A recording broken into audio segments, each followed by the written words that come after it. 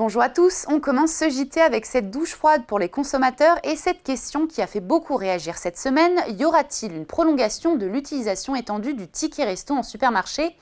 Et oui, c'est l'une des conséquences de la censure du gouvernement Barnier. La prolongation de cette dérogation qui permet d'utiliser les tickets resto pour faire ses courses a donc été mise en pause.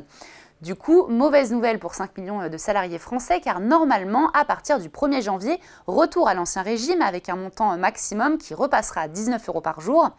Mais alors, faut-il vraiment y croire? Eh bien, selon Edenred France, la maison mère du ticket resto, pas de raison de s'inquiéter car une solution devrait être trouvée à temps. Si pour le moment les travaux du Parlement sont suspendus, une fois le nouveau gouvernement nommé, cette prolongation pourra donc être votée au plus tard courant janvier. Et tickets restaurant ou pas, les Français sont nombreux à avoir commencé à faire leurs courses pour les fêtes de fin d'année, que ce soit pour les cadeaux et même pour le repas du réveillon.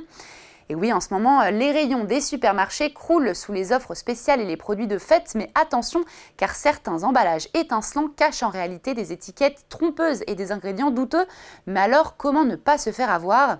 Pour vous aider, l'association Foodwatch débusque depuis 3 ans le marketing malhonnête et elle vient de publier la liste des pires arnaques de Noël pour 2024.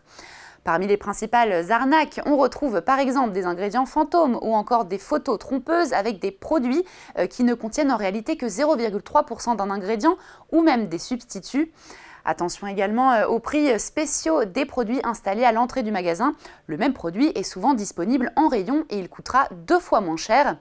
Pour éviter les entourloupes, pensez donc à vérifier le prix au kilo et la liste des ingrédients. Et on termine ce JT de la semaine avec cette arnaque qui refait surface à l'approche de Noël. Attention à ce SMS trompeur qui peut vous coûter cher. On vous en parle souvent dans Parlons Cash, mais soyez encore plus vigilants en cette fin d'année si vous recevez un message de la part d'un livreur, surtout si vous avez profité du Black Friday pour faire vos cadeaux de Noël. Et oui, en ce moment, le nombre de commandes en ligne explose, l'occasion rêvée pour les escrocs de piéger les consommateurs grâce à cette technique redoutable du hameçonnage. Le principe est simple, un SMS vous indique que votre colis ne peut pas rentrer dans votre boîte aux lettres et que le livreur a donc besoin de votre aide pour le déposer dans un point relais. Un lien vous incite ensuite à entrer vos données personnelles et le tour est joué. Si cette technique est aujourd'hui bien connue chez les jeunes, eh bien nous vous conseillons de prévenir vos proches les plus âgés qui sont la principale cible de ce type d'arnaque. Et voilà, Parlons Cash l'hebdo, c'est fini. On se retrouve la semaine prochaine sur Boursorama.